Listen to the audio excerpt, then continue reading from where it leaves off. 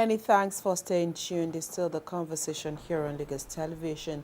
Incidentally, every 12th of August is marked as International Day of the Youth, and that was yesterday. On the program this morning, we intend to take a look at this topic, which we think is quite timely, and is Nigeria's systemic challenges and youth development.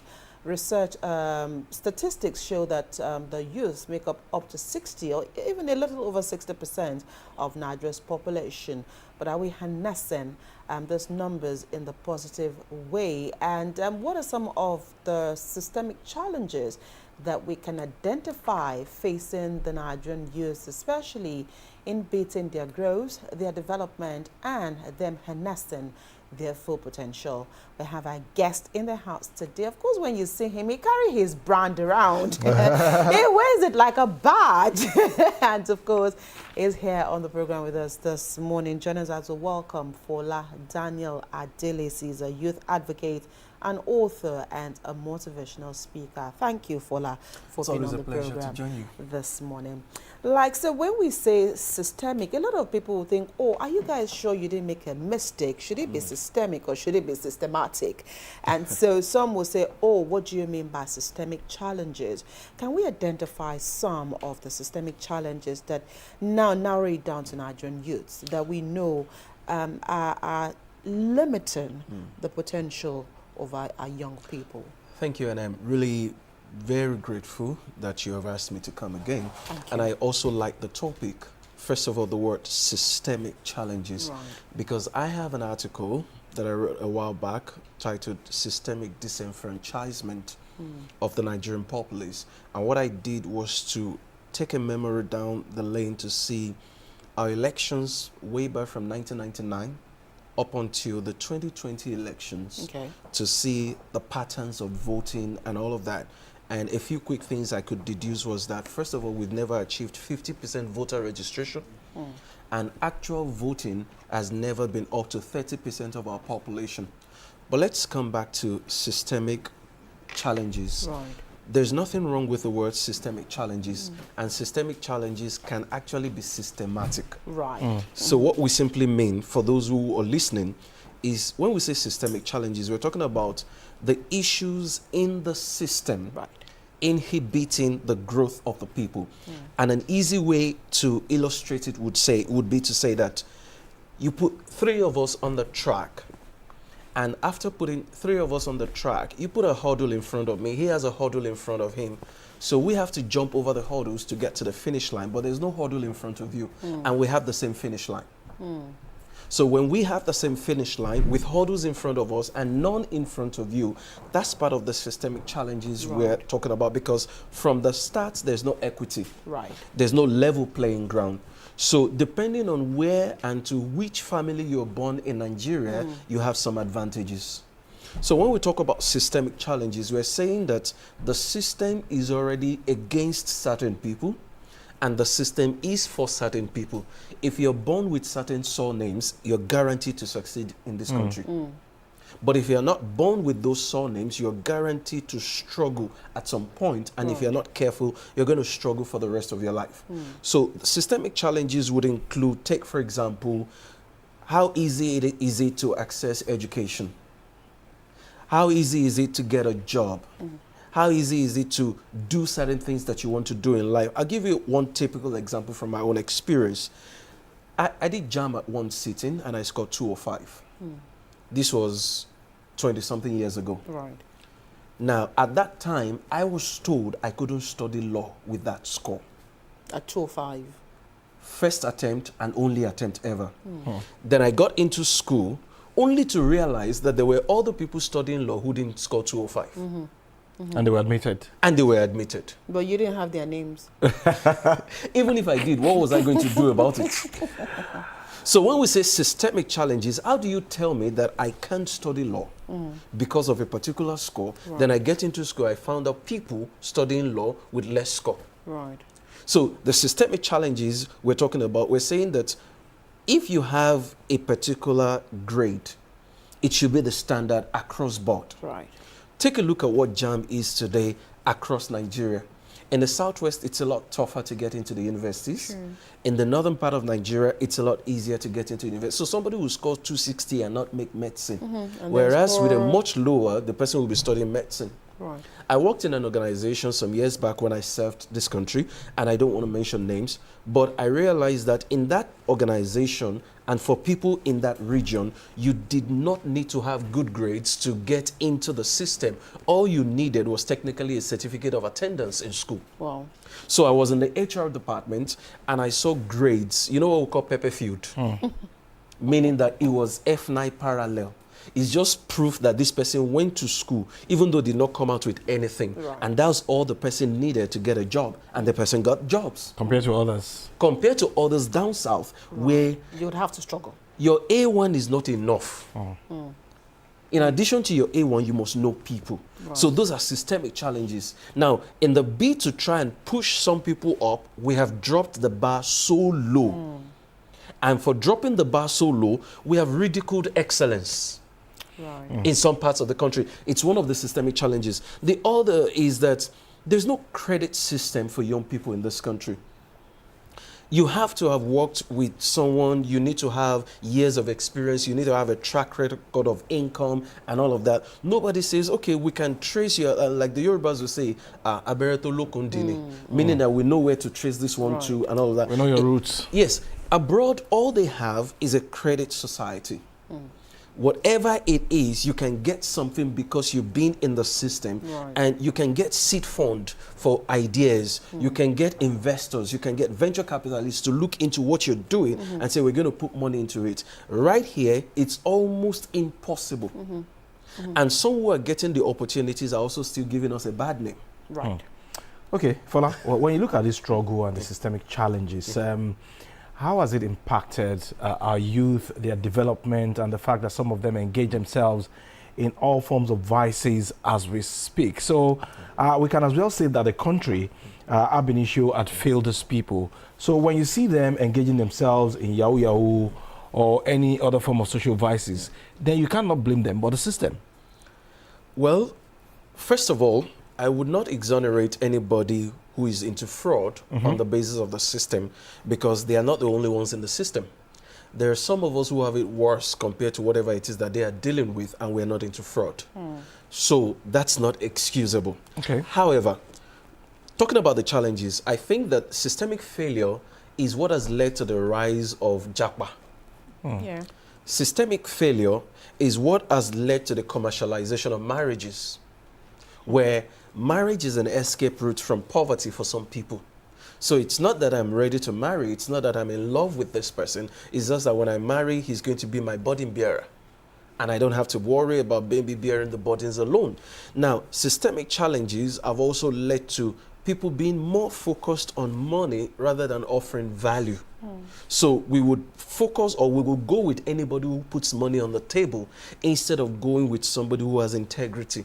So in the police force today, you hear people who are with stories like, oh, this person is a person of integrity, this one a pastor, I better no use your reggae, spoil our blues. So that person is going to be poor for the rest of his life. He's going to be isolated. He doesn't get transferred to the hot spots where he can use the juicy spots and stuff like that. That's part of the systemic challenges we're talking about. But the major thing that I'm going to come back to is the jackpot or the brain drain that we're experiencing as a country. Now, it's not as bad as we think it is, because we have a tendency to always exaggerate our issues. Now, if you ask me, why am I saying we're exaggerating? What's the population of this country? Over 200 million. It keeps fluctuating. Nobody knows exactly what That's it is. That's the probability. But we're just throwing figures around. But let's even stick with 200 million. As of today, how many people can afford what it costs to run out of this country? Because to run out of this country, you would need at least anything between 30 to 50 million. Doing it legitimately, not going by the sea. Not, being a stowaway in an airplane. Right. So if you have 30 to 40 million that you can raise conveniently, is it not smarter to stay in this country? And invest it. And invest it, because at the end of the day, you realize that if you're able to raise that money, lump sum, and stay in this country, you would actually have a return on investment and be able to retain a whole lot of it, rather than going to a place where you pay up to 30 to 40% in tax. Unfortunately, because we still have smart Nigerians leaving the country, we're going to suffer for it at the end of the day. Yeah. Look at what's happening with football. Look at what's happening with, I don't want to dignify her by mentioning her name, this person who recently said she doesn't identify as a Nigerian anymore. It's such a shame on her, not on the country, True. on her, because whether you like it or not, you studied in this country gave you a form of education before you went over there. But then we now come back to blame the country, realizing that if we had better systems and structure, if somebody makes a kind of statement like that, she will be ashamed to make that kind of statement. Right. Nobody would even have that kind of conversation online. So that's where we are at today. Because of these challenges, people go out of this country and some of them would never look back. And some of them are the best brain surgeons we can think about. Look at Oluyinka Olutoye in the United States, who did a surgery, brought out a fetus, operated on the fetus, returned to the womb, and the baby was delivered safely. Right. Look at Philip Emeagwali, developed the fastest computer in the world. There's this guy now, Ndubuisi Ekekwe, a Nigerian professor who spends more time in the US than in Nigeria. Are you aware that he has a patent that the US government pays him for? Right. A Nigerian developed something, the US government pays him for it. There's this set of Nigerians again in the in the UK. They're developing a kind of battery in a research laboratory that would power your phone, and for the rest of the life of that phone, you would never have to charge it. Imagine. It's been developed. It's not in a developmental phase. And they're coming up with batteries that will power an entire home, and you would never need power supply from outside of your home. And you wouldn't even be able to exhaust it. You will ask other people to come and plug into it. These are Nigerians. Right. So imagine if they live in Nigeria, or if Nigeria had funded their research. Go to Yaba, go to CC Hub. Go to Sail Lab in Ikorodu. Go and look at what young people are developing. Right. I'm glad that you've brought this up, Fola, and which would lead me to the next question. You've talked about Nigerians doing amazingly well outside the shores of this country. And of course, we have loads of young people who are also doing well in Nigeria, only if they have the opportunity to showcase what they're doing. So let's, on the flip side, let's look at the education sector and look at the kind of curriculum that we use. Would you say that the curriculum truly prepares young people for today's reality, especially today's job markets, especially in tech, innovation, entrepreneurship, and all of the things that you've mentioned now? Because it feels like we keep talking about the issues, but are we also looking at some of the solutions?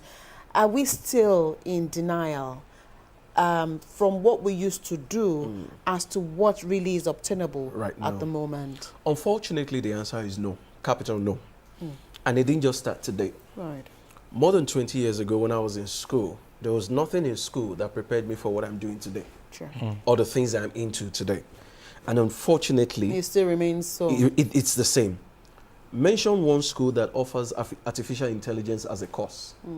For those of us in the media space who studied mass communication, mention one department in a Nigerian university that offers social media as a course. Whereas abroad, as at 10 years ago, 5 years ago, there are universities already doing master's degree in social media management. Right. Well, you can't give what you do not have. That's the point. That's why we're saying that we need to start looking at, this is where the world has gone past that, but we still don't have it. Right. Now, artificial intelligence is the buzzword. How many universities are teaching artificial intelligence?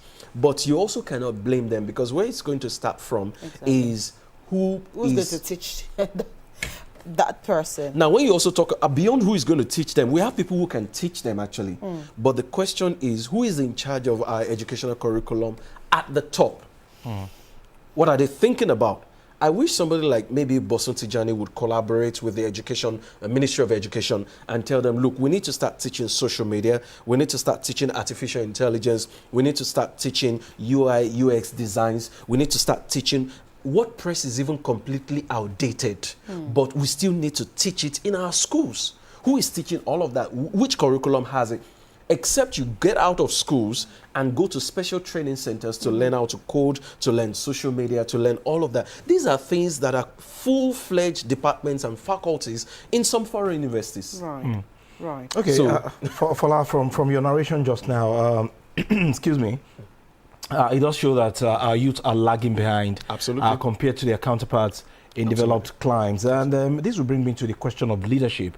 It appears those that we elect as our leaders, they do not have any vision taking Nigeria forward. Because if we do not have faculty of social media or department or courses in social media, then where lies the future for these youth? So what I can do, or what we can quickly say right now, instead of just leaving it to our leaders, is that as Nigerians, we also have the capacity to push bills through our elected leaders, through our senators, through the members of the House of Reps. We can write open letters. We can, for example, and I think I'm going to take this up and send a message to Mr. Botson Tijani, the minister in charge of digital economy. I think we need to not focus on blaming them, but try and do something through our elected leaders and say, look, there are universities abroad have been offered courses to say, come and do a master's degree in social media, come and do a master's degree in artificial intelligence. Why have we not gotten to that point where I understand that in addition to systemic challenges, there's a mindset problem with so many of the university managers. Apart from a mindset problem, there's also the need for technical training because the people who are lecturers today, like you rightly said, do they have the requisite knowledge to facilitate? In computer science departments, there are no computers. So what are we computing? They are teaching them with blackboard. Theory. In so many computer science departments. And when a computer science department, students are supposed to sit behind computers, learn and do coding, do practical stuff. They are writing coding with hand. They are doing theory. How can somebody who is in computer science department be doing project defense on paper? When you're supposed to develop a mobile app for me and say, this is my project. Those are the issues we're talking about. And that's why it comes back to credit again. Because if you say that they should go and buy computers, does the school have money to buy computers? If you now tell the students to bring laptops, does the student have the money to buy the required laptop to go and code in school? Because when you talk about coding, development, it's not just ordinary laptops that you'll be using. There's a grade you have to buy. There's a specification for it. So where does the student get the money? Because those kind of laptops, if you're buying used ones today, you seem to be talking about 500,000 upwards. And if you're buying brand new, you'll be talking about 2 million naira upward, enough to buy an acre of land in my village. Right. So it's intertwined. Yeah. There's a systemic issue, there's a mindset problem, there's a leadership problem, there's also the money problem.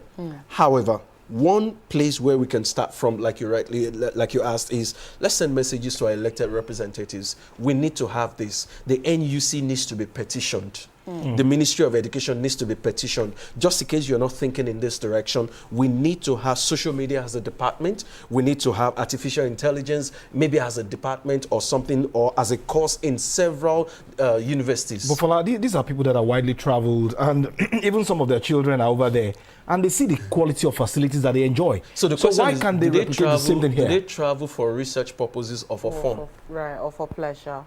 Because when you travel for pleasure, all you see is what? Pleasure. Yeah, Before I can decide that, okay, my son or my daughter is going to attend a particular university, I would have done my research and look at the facilities not there. in all cases. Some people So the research you're talking about is is, well, that's another thing. One, they do research to check which school is good enough for my child. it's more expensive. Not for the Nigerian people. Then, like you said, some people do it just to show, which school is your own son in? Harvard. Okay, my own son too is in Swansea. So it's more of a status thing. Right. Like back in the days when we were in Lagos, you say, you are living in Ikoyi. Me too. We're living in Parkview. Or me too, we're living. So it's more of a status thing for some people. It's not really even about the quality of education. Because those children, when they go to those schools, who told you they need those certificates? Because many jobs are waiting for them already. The surname. The surname. The surname is working already. Before we leave issues around governance, again, we seem to also be dealing with weak institutions, weak policies. Absolutely. Because again, if we talk from now till eternity, if we do not have certain things in place that will also help the youths, because we have a minister for youth, for God's sake, and the question you ask sometimes is, what are they doing? So how do we also begin to channel energy towards ensuring that, policy consistency, weak institutional capacity to implement youth-focused initiatives are also, focused on? First of all, you've asked several questions put into one, and I think that you may find out that the hands of the Minister of Youth and Sports Development may be tied. And the other challenge I've seen so far is that most times when we say we have a Minister for Youth, they are mostly focused on sports. Oh, but then this one, there are two different ministries. This particular administration. Okay, so there's a separate one for... Yes.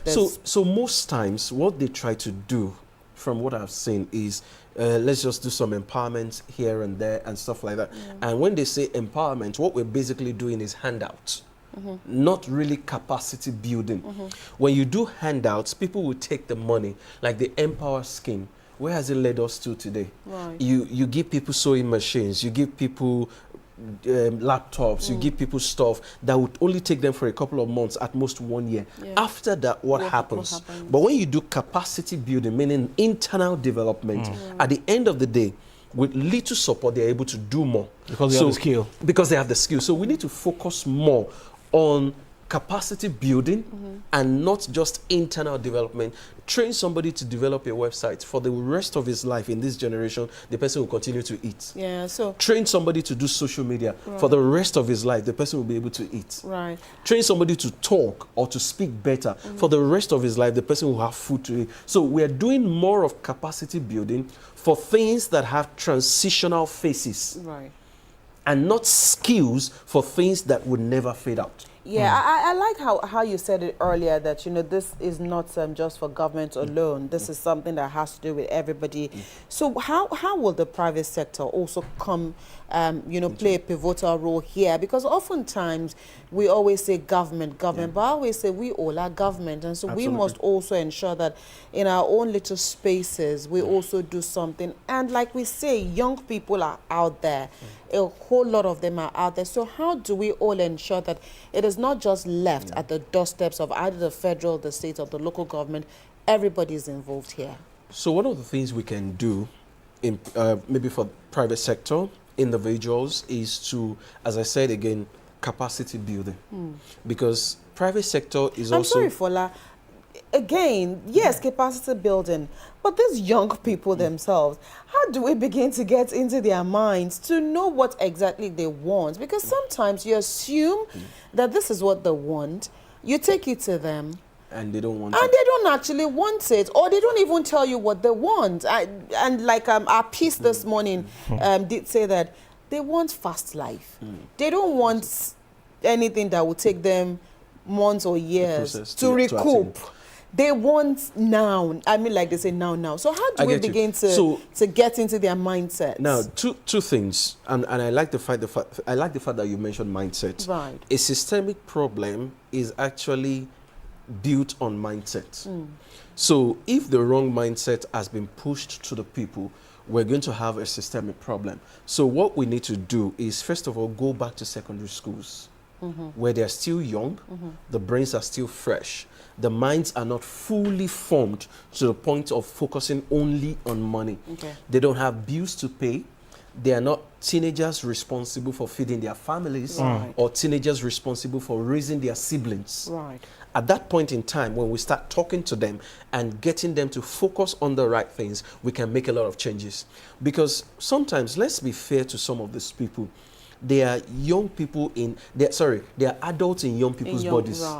They are taking responsibility. Burden on them. They have burdens of parents, burdens that don't belong to them. Now, again, I don't justify or exonerate all of those bad behaviors, but that is the reality for some people. So that's why I go to secondary schools, for example. Why am I going to secondary schools? What business do I have with them? Is to make sure that the proper orientation begins with them. Not all of them are going to listen, but the ones you're able to catch, you are still able to save the country from that disaster. So I think that the corporate organization, whatever they can do with the young people, as early as possible, start with them. They need reorientation, then equip them. Go into the university. At the university level, for some people, it's already late, but it's never too late. The ones you can equip them, show them the way, let them know that, look, don't focus on your certificate alone. You can do this. There are so many other things that you can do. I think that we should not focus on who will listen and who will not listen. Right. Let's get as many as are willing to listen, give them something, and at least we would have played our role. If there are 100 people to impact and you're able to impact 10, that's 10% of it gone. You have how many left? 90%. And again, you're absolutely right when you say investigate what the issues are before you try and solve a problem. And that reminds me of a particular case of a church trying to do CSR. Very funny story. They went to a community, they saw that there was no borehole, and they decided, okay, since there's no borehole, let's give them borehole. And then they went there, dug borehole with church money and everything. At the end of the day, they realized that the community ignored the borehole. What's going on? Why are you not using it? We gave you borehole. Then they started their research and realized that the journey to the stream affords the women enough time to gossip. And so they would ignore the borehole because they won't have enough time to catch up on all gossip. So they would rather go to the stream instead of using the borehole. Okay, I'm sure if they asked the men to, there would have been a reason. We have identified government and the responsibility of corporate organizations. What about the home front? You just cited an instance now wherein some of these children are living like an adult and they bring in home all sort of things, and the parents are not even bothered to question them.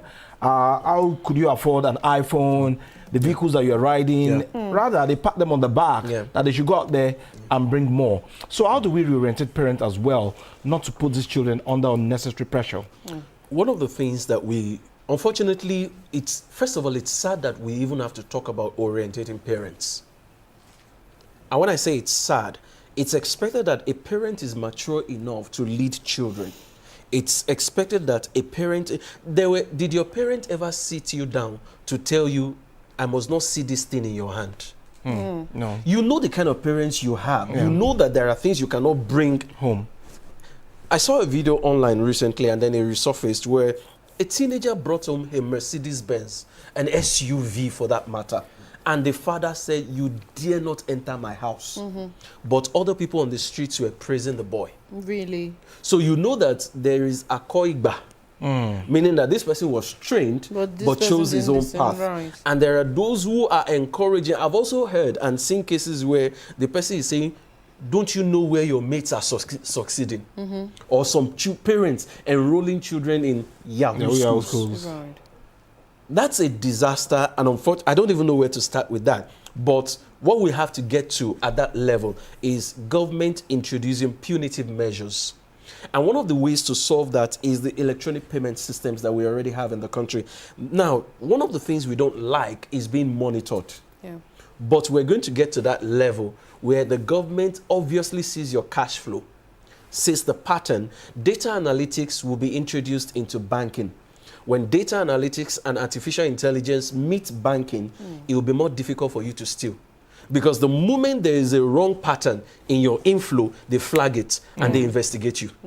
So the young people already have the resources to make that happen, which is why the government has to collaborate with young people who can introduce both artificial intelligence and data analytics into banking. So at the end of the month, it just shows you a pattern. Anybody whose account inflow has an irregular pattern, he just flags it, sends a report to the branch manager escalates it, EFCC begins to ask you questions. Okay. Already in our system, if you have an inflow of more than 5 million naira, you are mandated to report it to the EFCC. But if you cannot defend it, it becomes a problem. So we need to do that on the part of the government. Now, on the part of parents, I think that we need to de-escalate the message of show-off, the message of prosperity, the message of the end justifies the means. The end does not always justify the means. The end for somebody who thinks that the end is justifiable or that the means is justifiable can be HIV/AIDS. Somebody uses his or her body to feed the family, or somebody uses his head, does so many ridiculous things. So the end, because at the end of the day, the person can get you the money, but the person is dying.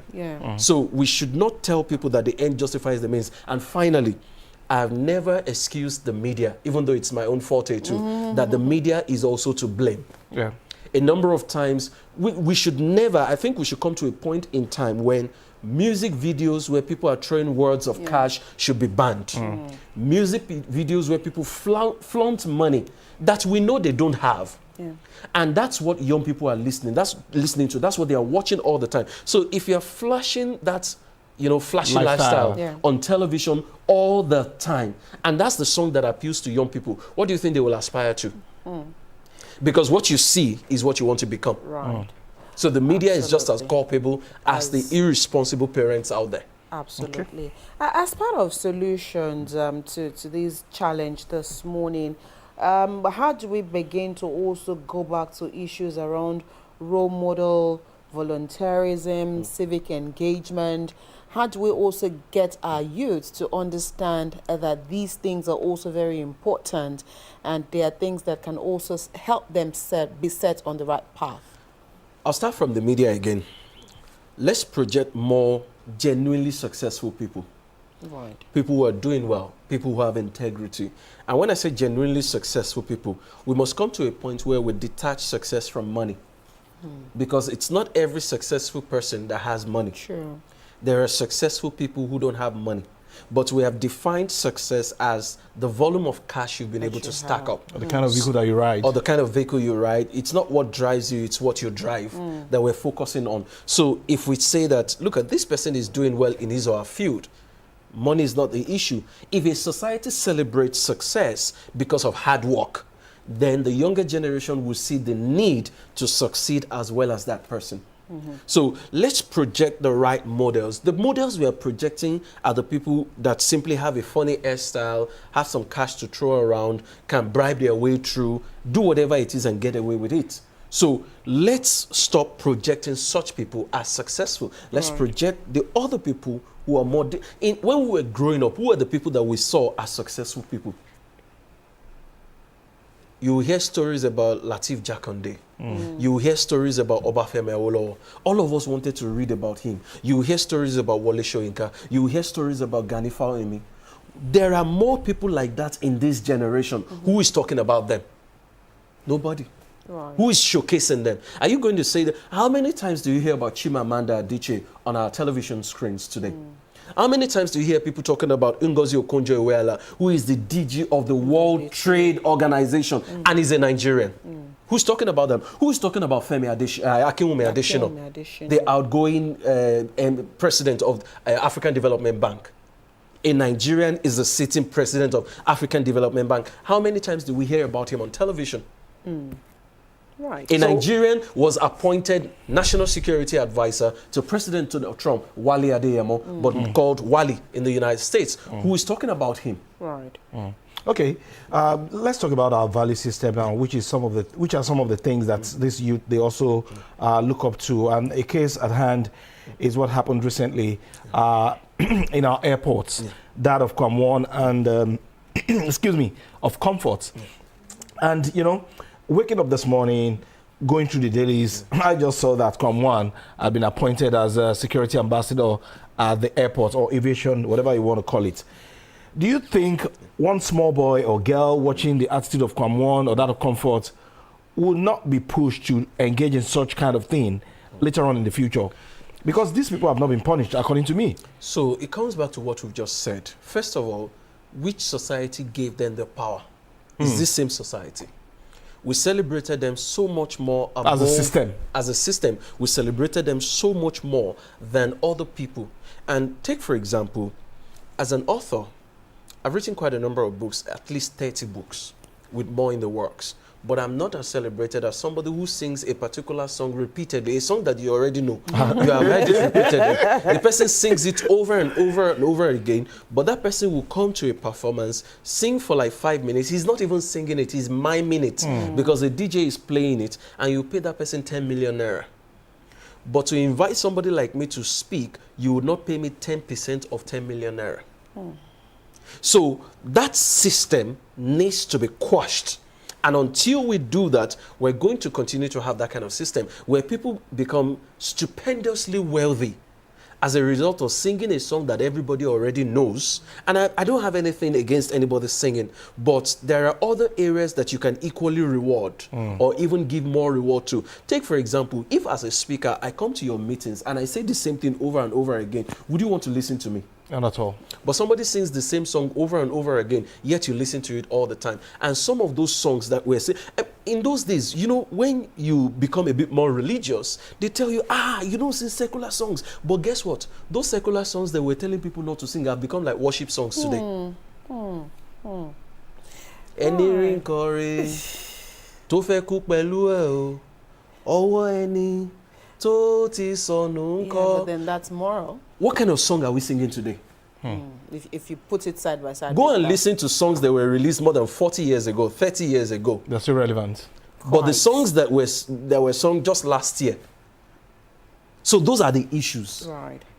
I mean, valid points we've raised here this morning, Fola. And since, you know, these challenges we've looked about and you've also preferred a few solutions, if you were to picture Nigeria in the next 10, 20 years, how do you see us moving if we get or if we prioritize youth development rightly? If we prioritize youth development, we're still a very viable nation. Okay. We're also still a growing nation. There are so many other nations who don't have the opportunity that we have. We have the numbers, and in the next, say, decade, we're currently the 8th largest country in the world, and we're projected to be the 3rd largest country, overtaking the United States of America. In terms of population? In terms of population, meaning that we're just coming right after China and India. Now, that's an advantage for us with numbers, if we do it right. But if we don't, it becomes a disaster, because numbers without resources and adequate training simply creates more problems. That's why, I mean, when people talk about our population being a problem, I say, you don't know what you're talking about. China is 1.4 billion. India is 1.4 billion. That's the entire population of Africa right now. So with that population, China is doing extremely well. So what we need to do is to make sure that we increase training for young people, and not just training that makes us relevant to the world. Not training that we think is right. It's the training that, let's look at where the world is going. And that's why I talked about social media, talked about artificial intelligence. Take, for example, somebody needs to be talking about, to our communication students, somebody needs to be teaching them effective public relations management using TikTok. Somebody needs to be teaching them strategic management on social media. Somebody needs to be teaching them using LinkedIn for effective community engagement. Who is teaching them all of this? So we need to look at where the world is going, create or curate trainings in that regard, and begin to prepare them for that level.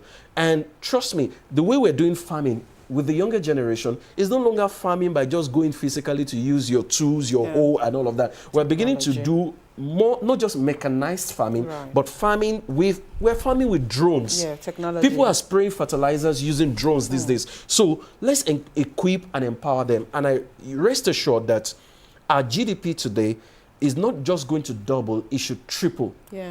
We have all the resources, but much more than just training people. We need to do better with our image, because I think it's a bigger problem than the training. And then to the youth themselves. And to the youth themselves. So if you do better with our image, the harassment at airports will stop, foreign direct investments will come in, if we do the right thing with our image. So I think that we really need to focus on giving ourselves a better image. And those who have, now there are some PR issues we're having as a country at the moment, in Dubai, in Ghana, I don't want to mention, but you already have an idea.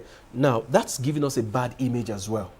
Let's not go to other people's countries and try to dominate or try to take over or impose on them what they don't want. Let's do better. So if we do better, people become more receptive to us, and it creates better growth for us as a society. All right, we'll have to leave it here this morning. Thank you so much, Fola Daniel Adelis, a youth advocate, author, and motivational speaker, for being here on the program today. Always a pleasure. Thank you so much. Well, of course, we've talked about today's the challenges, and Fola has also preferred some solution to government. And I'm sure you picked one or two things, even as a young person, in this. You know, sometimes you also wait for government. This is not the time to wait for government. You also need to take the bull by the horn and also equip yourself with those things that you also need for a better future. We'll take a quick break. When the conversation returns, it will be the turn of Joy to take you through her Lagos conversation.